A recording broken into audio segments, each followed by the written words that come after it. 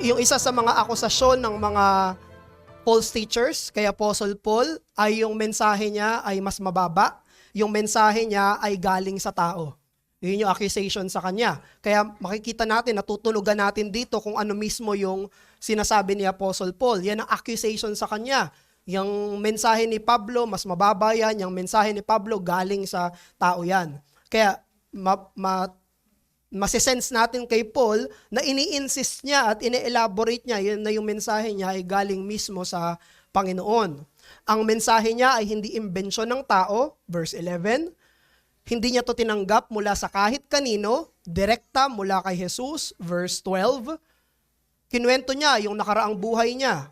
Sobrang deboto niya sa Judaismo, Old Testament, religion, na tinuligsa niya yung pananampalataya kay Jesus, verse 13 to verse 14. Pero ang ama ay ipinahayag o binuksan yung mata niya para makita niya yung kaluwalhatian ng anak niya, ang Panginoong Jesus. At tinawag siya para maging apostol at maging isang mangangaral, verse 15 hanggang verse 16.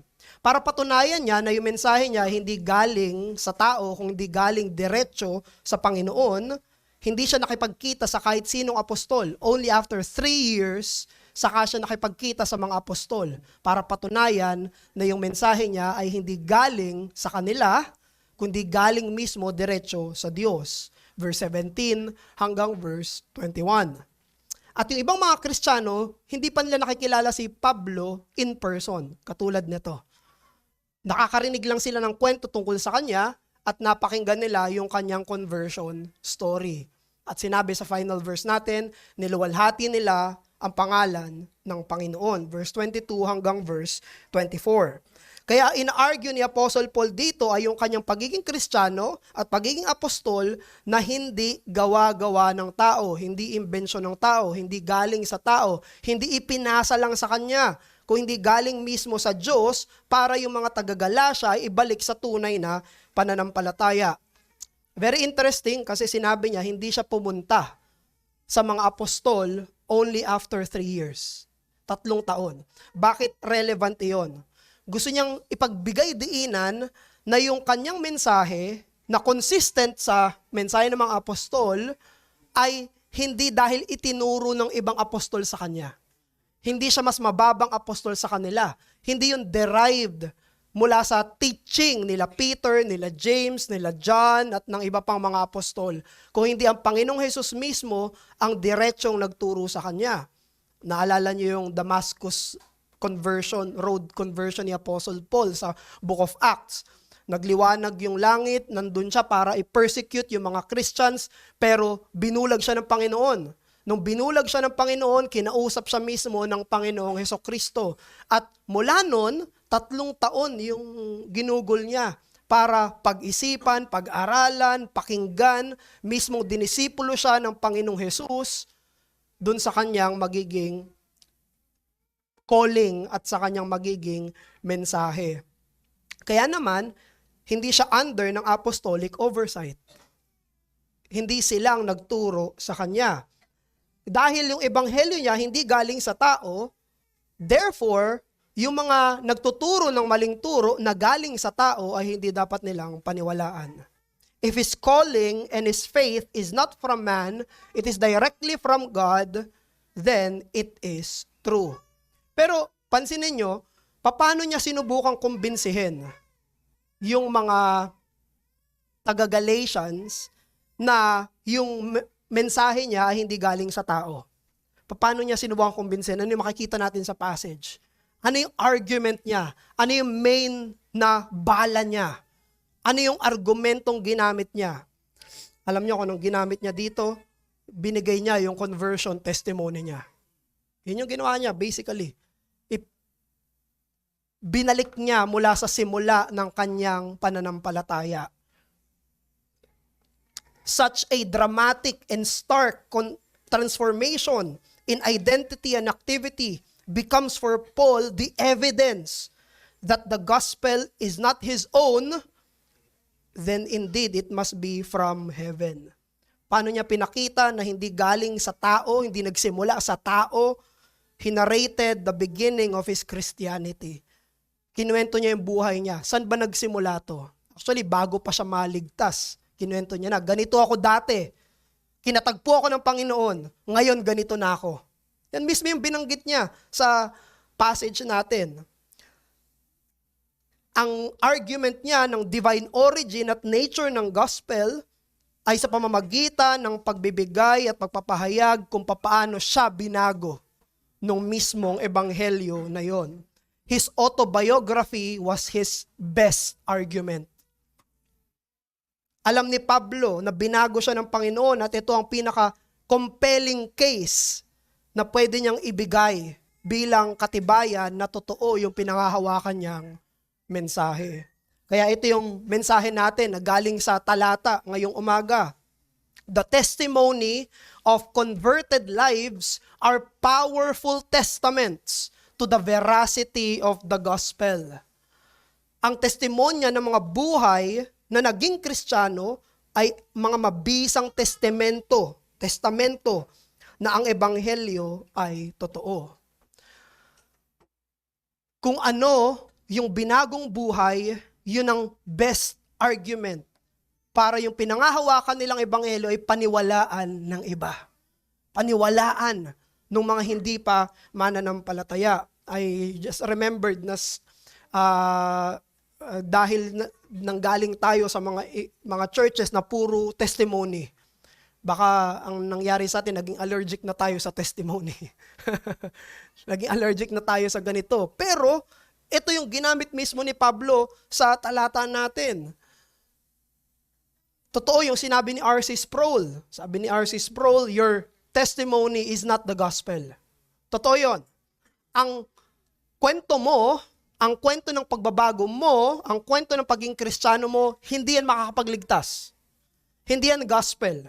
Dahil ang kwento lang ni Jesus, ang buhay ni Jesus, yun lang ang makakapagbago at magbibigay ng kaligtasan. Totoo yun. It is not our story that saves, but it is the redemption story of Christ. However, ngayon, bigyan natin ng kwalifikasyon. Yung konbersyon natin ay maaaring maging matibay na testamento para ituro yung iba doon sa nakapagliligtas. Hindi nakapagliligtas, pero ituturo mo sa nakapagliligtas. Ituturo mo doon sa perpektong testimonya ng buong buhay ng Panginoong Hesukristo. Ayan mismo yung ginawa ni Pablo dito sa Galatians 1, verse 11 hanggang 24. Pero ano nga ba ang isang conversion? Ano nga ba ang isang gospel conversion? Anong ibig sabihin? Anong itsura ng isang konbersyon? May dalawa tayong makikita sa text natin. Una, there is a calling that is supernatural. Ayan ang conversion. Ang conversion, may panawagan na hindi ordinaryo. It is a supernatural calling. Pangalawa, there is a life that is transformed. Merong buhay na nababago. Panawagan na hindi ordinaryo, isang buhay na nababago. Yan ang makikita natin na sinabi ni Pablo na konbersyon niya. At yan ay totoo rin sa mga konbersyon ng mga nauna sa kanya at mga kasunod mismo niya. So tignan natin yung una, there is a calling that is supernatural. Verse 13 hanggang verse 17. Sobrang deboto ni Apostol Pablo doon sa religion niya, sa Judaism, na handang-handa siya para maging bayolente. Handang-handa siyang maging bayolente. Makikita nyo na ang isang, of course, maling relihiyon na magdudulot sa'yo na maging bayolente ay hindi totoo. Pero, yung debosyon niya ay totoong-totoo na greater pa daw siya dun sa mga kaedaran niya. May mga napakinggan ako at mga nabasa ako na si Pablo ay naging, of course, isa siyang Pariseo, pero naging parte rin siya ng Sanhedrin. Isa rin siya sa mga nagpasimuno kung bakit namatay si Stephen. Si Deacon Stephen, isa siya sa mga nagbigay ng pahintulot, siya yung aktibo. May mga napakinggan pa nga ako na isa siya sa mga naka-debate ni Deacon Stephen. At isa siya sa mga nagpapatay kay Deacon Stephen. Gano'n na lang yung sidhi ng damdamin niya na iniisip niya, mali itong Christian religion na to.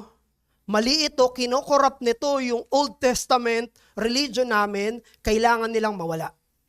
Ganon siya kadedikado, ganon siya kadeboto. But God has His own agenda for His life. Yun ang plano niya, yun ang buhay niya, doon siya nakatuon, pero ibang plano ng Diyos sa buhay niya. Ang sinabi sa talata natin, bago pa siya ipanganak, hinihiwalay na siya. Hindi nagsimula yung pag-iisip ng Diyos kay Pablo doon sa conversion niya. Bago pa siya ipanganak, inihiwalay na siya. Bago pa siya ipinanganak, nakatingin na yung Diyos sa kanya. Bago pa siya ipinanganak, pinili na siya ng Diyos. Pero sa oras at sa panahon at sa daloy ng kasaysayan, ipinahayag ng Ama ang kanyang anak. Very interesting, no? Kasi sa Damascus Road experience, ang nakita lang natin ay ang Diyos anak, si Jesus. Si Jesus yung nakipag-usap sa kanya, si Jesus yung nag-convert sa kanya, pero nung kinakwento na ni Pablo, it was God the Father who revealed the Son. Hindi natin pwede paghiwalayin yung trabaho ng banal na Trinidad. Ang Ama ang nagbukas ng mata niya para makita yung Diyos anak. Pero para saan? Para maipangaral niya ang ebanghelyo sa mga hentil. Alam nyo, dito sa mga talatang to, kino-quote niya actually or inaalud niya yung Jeremiah chapter 1 verse 5, Isaiah 49 verse 1 at verse 5. Paul was so busy advancing Judaism and wreaking havoc in the church when God, who had set him apart before he was born, called him by His grace and was pleased to reveal His Son to the Apostle Paul. Parang binulag si Pablo dito, literal at metaphorical. Para siyang biglang binuhusan ng napakalaking liwanag at doon sa panahon na bulag siya, doon siya tunay na nakakita. Pero, balik tayo. Bakit niya kinukwento to? Bakit niya kinuwento yung conversion story niya? Bakit niya binalik yung bago siya naging mananampalataya? Ang dahilan ay para patunayan na yung paglipat niya mula sa Pharisaic Judaism papunta sa Christianity ay hindi resulta na dahil kinumbinsi lang siya ng kung sino man. Hindi ito dahil kinumbinsi lang siya ng kahit sino sa kanilang persuasiveness, sa kanilang skills, sa kanilang reasoning. This conversion is not from man. Hindi ito galing sa tao. At kapag nakita nila na itong isang taong to na hindi mo akalaing magiging Kristiyano, ay naging Kristiyano, dito mapapatunayan ni Pablo, totoo itong ebanghelyong to. It proves that it is all of God and it is all of grace. Kapag ang mga hindi inaasahan ay naging Kristiyano, pagpapatibay ito na ang kaligtasan ay gawa ng biyaya ng Diyos. Mga hindi mo inaasahan, tapos biglang naging Kristiyano, katibayan yan, na biyaya yan ng Diyos, nagawa yan ng Diyos. In the conversion of the least expected, it proves to be entirely God's work of grace. Di ba, mayroong mga binabanggit sa Biblia, napakalapit na nila sa kaharian, pero hindi naging mananampalataya hanggang buong buhay nila. Pero meron naman mga iniisip tayo, napakalayo sa kaharian. Tapos sila pa yung naging mananampalataya. Paano nangyari yan? Paano paliwanag yan? Diyos. Biyaya. Totoo yung ebanghelyo. Dahil kung sa tao lang, walang makakapagkumbinsi dito. Napakalayo nila sa kaharian. At isa sa mga malayo sa kaharian, si Pablo. Hindi lang ayaw niya sa kaharian, galit pa siya sa kaharian, tinutuligsa niya pa yung kaharian. Tapos biglang bumaliktad. Tapos naging miyembro siya nung kinagagalitan niya. Naging kaanib siya nung tinutuligsa niya. Naging parte siya nung kinaayawan niya. Anong paliwanag doon? Meron ba mga pangtaong paliwanag na pwedeng ibigay para doon? Wala. Kaya ito yung dahilan niya para patunayan, galing to sa Diyos. Itong mensahe ko, ito lang ang makakagawa nito. Walang iba. Kaya totoo yung Isaiah 55 verse 8 to 9, "For my thoughts are not your thoughts, neither are your ways my ways, declares the Lord. For as high as the heavens are higher than the earth, so are my ways. Napakataas ng mga paraan at pag-iisip ng Diyos na hindi natin kayang arukin. Hindi tayo magkatulad. Meron tayo mga iniisip ng mga tao. Itong mga taong to, malapit na yan, konti na lang, magiging mananampalataya na yan. Ganun tayo mag-isip. Pero yung Diyos, baliktad. Meron tayong mga iniisip, naku, wala nang pag-asa to, hindi na maging mananampalataya to. Hindi ko alam paano mangyayari yan na magiging mananampalataya yan. Bigla tayong gugulatin ng Diyos. Babaliktarin ng Diyos. Bakit? Mas mataas ang isipan niya sa atin. Mas mataas yung gawa niya sa atin. Hindi tayo Diyos at hindi siya tao. At ito yung pagpapatibay ni Pablo. Totoo yung mensahe ko. Hindi ito pang tao, hindi ito mararationalize mo, malologic mo lang. Hindi. Mas mataas yung isipan mismo niya. Kaya kung ikaw ay hindi mananampalataya at iniisip mo na napakalayo mo sa kaharian, hindi ka magiging Christian, minsan kung sino pa yung mga tumutulig sa, gulat ka sila na yung magiging mananampalataya. Sila yung mga tumutulig sa sobrang pangahamon nila sa Diyos, ginawa silang mananampalataya. Kung ikaw ay isa sa kanila, iniisip mo na napakasama mo para maging isang mananampalataya, napakalayo mo sa kaharian, wala kang interes sa kaharian, meron pa ring mensahe para sa iyo at mabuting balita para sa iyo. Dahil nung dumating si Jesus, nagsimula siya ng publiko ministeryo niya, sino yung naniwala sa kanya? Sino yung lumapit sa kanya? Yung mga Pariseo, Saduseo, Sanhedrin ba? Sila ba na parang malapit sa kaharian?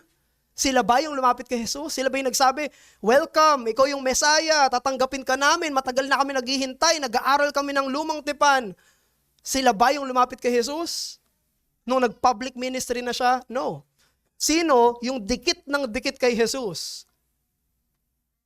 Mga prostitute. Sila na mga tax collector. Sila na kinaayawan sa lipunan. Sila ang lumapit kay Jesus, binaliktad ng Diyos. Yung kwento, sila na mga nagmamataas ay binaba, sila na nagpapakumbaba sa pagsisisi ay merong Jesus na pwedeng lapitan bilang kanilang tagapagligtas. Yan ang mensahe ng Ebanghelyo. You are not too far from the kingdom to come to the Lord Jesus Christ. Na iniisip mo, wala na akong pag-asa, malayo na ako sa Panginoon. Hindi na ako pwedeng lumapit. Marami na akong kasalanang ginawa, marami na akong kasalanang tinuloy-tuloy. Tapos na yung kwento ko. Hindi totoo yan. Dumating si Jesus, hindi para sa matuwid, kundi para sa makasalanan, para sila ay magkaroon ng pagsisisi. This proves that no one is too far or too bad to be unreachable by the grace of salvation. Come and welcome to Jesus Christ. Yan ang mensahe ng Ebanghelyo. Yan ang sinabi mismo ni Apostol Pablo. At tayo naman, mga mananampalataya, ikaw na Kristiyano, paano mo papalakasin yung pananampalataya mo sa Ebanghelyo? Pwede mo yung palakasin sa pamamagitan ng pag-alala na minsan isa ka ring Pablo. Paano papalakasin yung pananampalataya mo? By actually remembering that you are the least likely convert. Ikaw rin minsan ay hindi mananampalataya na naging mananampalataya na hindi pinagplanuhan na maging mananampalataya siya. Bago ka maging mananampalataya, ang buhay mo ay buhay na walang Kristo, walang Diyos, walang pakialam sa Ebanghelyo. Pero dumating siya, kumilo siya. You were once the unlikely convert. Alalahanin natin, ang lahat ng konbersyon ay milagro. Ang lahat ng konbersyon ay milagro. May inutusan si Jesus na 72 ng mga disipulo. Sinugo niya sila para magbigay ng mensahe, gumawa ng mirakulo. Tapos yung 72 na disciples, bumalik sa kanya. Pagbalik ng 72 disciples, tuwang-tuwa sila. Sabi nila kay Jesus, sa Luke chapter 10, sabi nila kay Jesus, Panginoon, they are rejoicing, natutuwa sila. Kasi nakakapagpalaya sila ng masamang espiritu sa pangalan ni Jesus. Sabi niya, Panginoon, gumagana. Nakapagpalayas kami ng masamang espiritu sa pangalan mo. Alam niyo yung response ni Jesus? Sabi ni Jesus, Huwag kayo magdiwang dahil nagagawa nyo itong mga milagrong to. Magdiwang kayo dahil nakasulat yung pangalan nyo sa aklat ng buhay. Kinorek sila ni Jesus. Sa halip na sila'y magdiwang, mamangha sa mga mirakulo, sa mga supernatural signs, meron silang dapat kamanghaan na mas higit na milagro. Meron silang dapat kamanghaan na mas higit na supernatural. Ano yon? Na sila'y naligtas. Yun ang higit na milagro. Yun ang totoong hindi mo aasahan. Yun ang totoong hindi nila maisip dapat. Yun dun sila dapat magdiwang. Nagre-rejoice kayo sa gifts nyo. Mag-rejoice kayo sa salvation nyo. More than that. Sabi ni Jesus, Luke 10:20, do not rejoice in this, that the spirits are subject to you, but rejoice that your names are written in heaven. To be converted to the Christian faith is a great wonder to rejoice. Pwedeng isipin kasi nung iba na hindi naman dramatic yung testimony nila. Hindi naman kasing ganda nung testimony ko yung nangyari kay Pablo. Yung kay Pablo, iba yun. Grabe yun. Yung Damascus Road experience. Yung karanasan ko, hindi naman katulad nun. Tandaan mo, walang boring na kaligtasan. Walang boring na conversion. Pwede maging boring yan sa harap ng iba. Pero meron bang boring na pagtatanggal ng pusong bato at paglalagay ng pusong laman? Meron bang boring na regeneration? Meron bang boring na milagro? Meron bang boring na pagsusulat ng batas ng Diyos sa puso ng tao?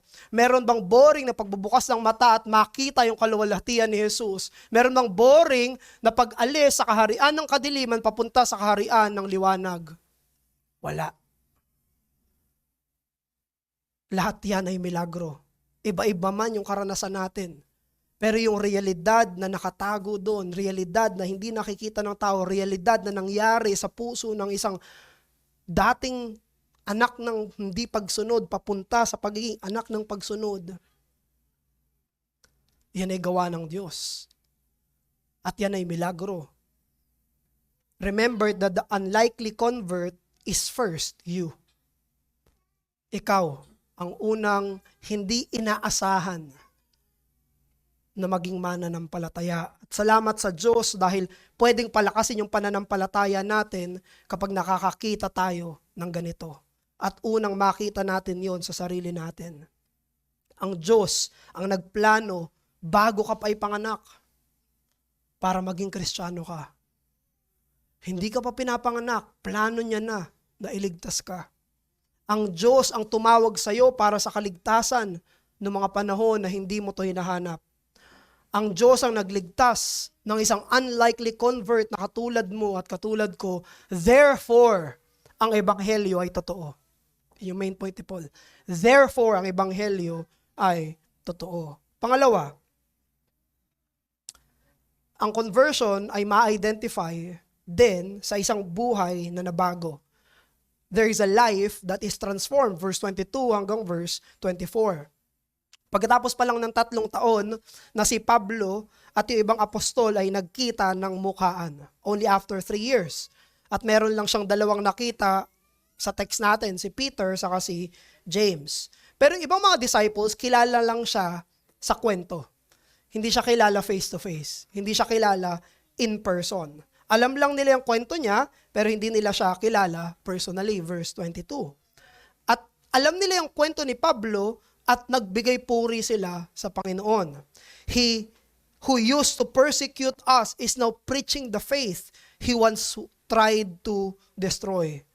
Ayan yung nakirinig nilang kwento, ayan yung may quotation dyan sa verse 23 nyo.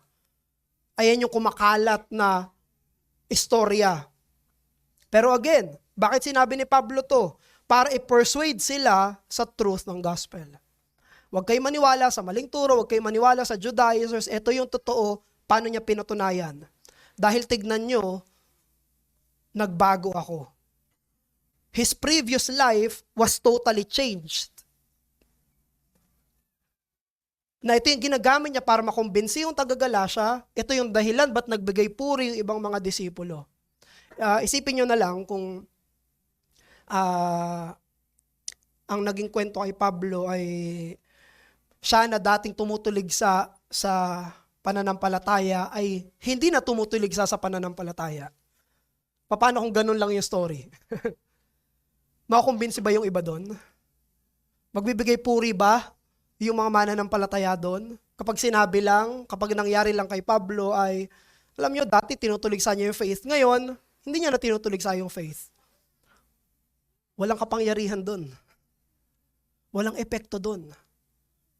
Hindi yun. Ang sinabi, yung dati niyang tinutulig sa, ngayon pinapangaral niya na. Hindi niya lang tinalikuran yung dati niyang ginagawa, ginawa niya na yung pinapagawa. Pinangaral niya na yung dati niyang tinutulig sa, doon may kapangyarihan, doon may pagiging mabisa, doon may pagiging epektibo. Hindi lang sa pagtalikod sa kasalanan, kung hindi pagsunod sa katwiran. Kaya sila nagulat. Kaya tumama sa kanila. Kaya ito rin yung mensahe na dinadala ni Pablo sa mga taga-Galasya para sila rin makita nila, oo nga no. Oo nga. Ito yung tunay na pagbabago. Hindi ito pagbabago towards neutrality. Dati nagkakasala ako ngayon. Hindi. Ngayon, deboto na siya kay Jesus. Dati, deboto siya sa iba. Ngayon, deboto na siya kay Jesus. At ito yung gusto niyang patunayan sa kanila. Magagawa ba ito ng false gospels? Yung mga maling ebanghelyo, kaya ba nitong gumawa ng ganitong klaseng epekto sa buhay? Hindi. Alam niyo, mga maling ebanghelyo magdudulot pa sa mas maraming kasalanan. Ang maling katuruan ay magdudulot pa ng mas maraming kasamaan. Ang maling ebanghelyo, at best, pwede ka nito gawing, quote-unquote, outwardly moral. That's it. Pero ang maling ebanghelyo, hindi kanya pwedeng gawing espiritual. Hindi kanya pwedeng gawing pinabanal. Ang pwede niyang gawin, matuwid ka sa harap ng tao, pero hindi sa harap ng Diyos. That's it. Pero iba to. Iba yung nangyari kay Pablo. Nabago siya labas at loob. Ang nabago sa kanya, hindi yung ginagawa lang ng kamay niya, kung hindi yung minamahal ng puso niya. Na yung puso niya ngayon ay minamahal yung Kristo na dati niyang tinatanggi. At yan yung nangyari kay Pablo. Only the true gospel can make a person love God with all his heart, mind, soul, and strength. That's it. Hindi ito kayang gawin ng mga ibang ebanghelyo. Gusto niya ipagtapat. Ito yung nangyari sa akin, ito yung resulta ng totoong ebanghelyo. Kaya ba yung gawin nung Judaism nyo? Kaya ba yung gawin nung maling ebanghelyo nyo? Pag tinuli ba kayo, mamahalin nyo bigla yung Diyos? Pag ginuha nyo ba yung seremonya, bigla nyo mamahalin yung Diyos ng buong puso nyo? Hindi. Si Jesus lang yung may kakayanan. Si Jesus lang yung dahilan para magawa yun ng isang tao. Mabago siya, labas at loob. At pinapakita yun ni Pablo para patunayan at sabihin, halina, tara, wag kayo dyan sa maling ebanghelyo. Tigilan nyo na yung paniniwala dyan sa maling ebanghelyo. Halina, dito kayo sa totoo. Dito kayo sa nakapagliligtas. Ang ibang makasalanan ay nahihimok at nahihikayat sa ebanghelyo kapag nakakakita sila ng mga makasalanang nababago. It is the sinner's transformed life that other sinners are persuaded to the gospel. Yan yung binabanggit ni Pablo mismo. Yan mismo yung sinasabi niya dito. Ito yung nangyari sa akin, therefore halina. Paniwalaan nyo yung mensahe ko. At sa atin, ang mga mananampalataya na, of course, after ng conversion natin, may nagbago sa atin, and we must also strive to be transformed more and more. Tuloy-tuloy pa rin. Hindi yun once in a lifetime and then it stopped. No. Yan ay tuloy-tuloy. May progressive sanctification. May initial, tapos may progressive. Kaya mababasa nyo, sunod-sunod sa bagong tipan, palagi nilang sinasabi, gawin nyo ito, magpabanal kayo para mahikayat yung iba. For example, sa 1 Peter 3, may isang mananampalatayang misis at may isang hindi mananampalatayang mister. At anong sinabi ni Pedro? Anong mismo sinabi ni Pedro? Sabi niya, so that even if some do not obey the word, they may be won without a word by the conduct of their wives. Igalang nyo. Magkaroon kayo ng mataas na pagtingin sa mister nyo. Magpasakop kayo. Para saan? Para sila na hindi naniniwala sa salita ay magkaroon ng interes. Maging interesado, ma-persuade. Hindi yung buhay ni Mrs. ang gospel, pero yung buhay niya at relasyon niya ay pwedeng magdala at magturo doon sa tunay na Kristo. Sa Titus chapter 2, verse 9 to 11. Sabi mismo ni Pablo sa mga alipin, magpasakop kayo sa mga Panginoon nyo. Huwag kayong palaaway sa mga Panginoon nyo. Huwag nyo silang nakawan. Anong purpose? So that in every respect, they will adorn the teaching about God our Savior. Anong mismo nangyayari? Kapag ginawa nyo to, papalumutian nyo yung mensahe. Na maging interesado sila sa mensaheng ito. Matthew 5:16, let your light so shine before men that they may see your good deeds and glorify your Father in heaven. Paano nila luluwalhatiin yung Ama na nasa langit sa pamamagitan ng buhay nitong mga mananampalataya? Let your light so shine before men. Sabi ni Martin Luther, totoo to, we are all mere beggars, showing other beggars where to find bread. Tayo mga Kristiyano, totoo yun, tayo ay mga pulubi na tinuturo sa ibang mga pulubi kung saan makakahanap ng tinapay. Totoo yun. At ang tinapay ay si Jesus, ang tinapay ng buhay. Totoo yun. Tayo ay mga kapwa pulubi na dapat ituro sa mga ibang pulubi kung saan makakita ng tinapay ng buhay. Pero, may engganyo lang sila kung makikita niya tayong kumakain. May engganyo lang sila kung makikita nila tayong hawak-hawak natin yung tinapay ng buhay. Kung hindi nila tayo nakikita na walang hawak na tinapay ng buhay, paano sila maniniwala? Paano sila makukumbinse na meron ka talagang hawak na tinapay ng buhay? Paano sila maniniwala na, asan? Pero kung may hawak ka, dala-dala mo, bit mo, kinakain mo sa harapan nila, yung tinapay ng buhay. Nakikita nila, ganito pala. Meron pala talaga ng tinapay ng buhay. How can we convince them to go and get the bread if we are breadless? At tayo naman mga mananampalataya, kapag nakakita tayo ng mga sariwang konbersyon, nakakita tayo ng mga sariwang kaligtasan na sa pagpapala ng Diyos, pinagpapala tayo palagi, no? So parang walang isang taon na walang nagkakaroon ng bautismo dito sa iglesia natin. I think that's providential ng Panginoon para paniwarain yung pananampalataya natin. Kapag nakakakita tayo ng kaligtasan, pinupuri natin yung Diyos. Ginagawa natin yung verse 24 sa mga panahon na yon. Pagpapala niya yon, pinapakita niya sa atin paulit-ulit, tignan mo, totoo yung ebanghelyo. Tignan mo, may mga nababago. There are churches na lumilipas yung maraming taon na walang bautismo. Pero tayo, pinagpapala tayo ng Panginoon. Sana magpanariwa sa iyo sa pananampalataya mo. Last year lang, ilan ang nabautismohan? Naging mananampalataya sa ilalim ng ministeryo ng Panginoon. Sana magpatibay yun sa paniniwala mo. Oo nga, totoo yung ebanghelyo. Huwag mong baliwalain yung mga providensyal na binibigay ng Panginoon sa atin. When you see fresh conversions, be refreshed in your faith. And praise God. Pero tayo, bilang mananampalataya, makumbinsi ka na yung buhay mo bilang binago ng Diyos ang iyong best evangelistic at apologetical argument.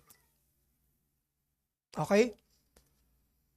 Ang pinaka isa, and siyempre hindi naman pinaka, ang isa sa pinakamahusay at epektibo mong argumento sa pag-ebanghelyo at sa pagtatanggol sa pananampalataya ay ang binagong buhay mo. Your transformed life is one of your best apologetical argument. Marami tayong pinag-aaralan. Sana pinag-aaralan nyo rin na iba't ibang forma ng pagtatanggol sa pananampalataya. May evidentialist, classical, presuppositional. Dito ang ginamit ni Paul, autobiographical. Totoo, aralin nyo ang salita ng Diyos. Hasain nyo yung inyong mga argumento. Pero isa sa mga bala mo ay ang buhay mo. Hasain mo yung buhay mo. Gusto mo na magkaroon ng mas mainam na argumento sa pag-ebanghelyo at argumento sa pagtatanggol sa pananampalataya? Pray for your sanctification. Pray for your sanctification.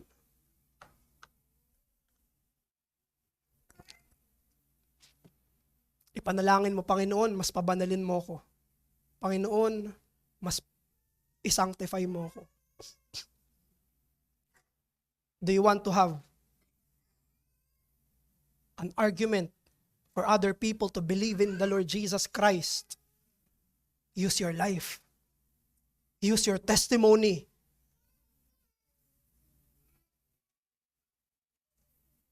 Kapag nakita nila yung devotion mo kay Jesus, hindi lahat mananampalataya. Hindi lahat. Pero meron. May mga mapapaisip. May mga dahan-dahang mapapaisip. Bakit ganun siya? Bakit siya naninindigan dito? Bakit hindi siya katulad ng ibang kilala ko? O higit pa, mapapatanong sila, bakit hindi siya katulad ng ibang kilala kong Christian? Nagpapakilalang Christian. Bakit ibang Christian ganito? Siya hindi. Bakit siya pinaninindigan niya yung pananampalataya niya? Bakit siya ang bukang bibig niya ay si Jesus? Bakit siya mahalaga sa kanya itong mga bagay na to? Bakit siya ayaw niya sa mga ibang kinagigiliwan namin? Bakit parang hindi siya tagamundo? Okay lang ba tong taong to? Abnormal yata to eh. Ba't parang hindi parang tagamundo? Ba't hindi namin katulad? Kapatid, yan ang magiging bala mo. Yan ang magkukumbinse sa iba. Magagalit yung iba, pero iba ay dahan-dahang mapapaisip. Sana isa ka sa mga nagamitin mo yung buhay mo bilang katulad ni Pablo, sinasabi, halina sa pananampalataya. Dahil nung si Jesus ay nabuhay sa mundong to, dalawa lang. Nagalit sa kanya o pinaniwalaan siya. Ngayon bilang tagasunod niya, ganyan din yung hamon sa'yo. Ganyan din yung inaasahan sa atin. You want unbelievers to be persuaded? And Christians to praise God more, then live your life in sanctification. Kung katulad ka ng mundo, wala silang makikitang pinagkaiba. At anong gagamitin mong argumento para maniwala sila. Bilang pagtatapos, palagi itong kinoquote from Saint Francis of Assisi. Sabi, itong quotation to, preach the gospel at all times, use words if necessary. Palagi itong kinoquote galing sa kanya, we don't know kung totoo to. Sabi niya, pangaral mo daw palagi yung ebanghelyo, pero minsan gumamit ka ng salita.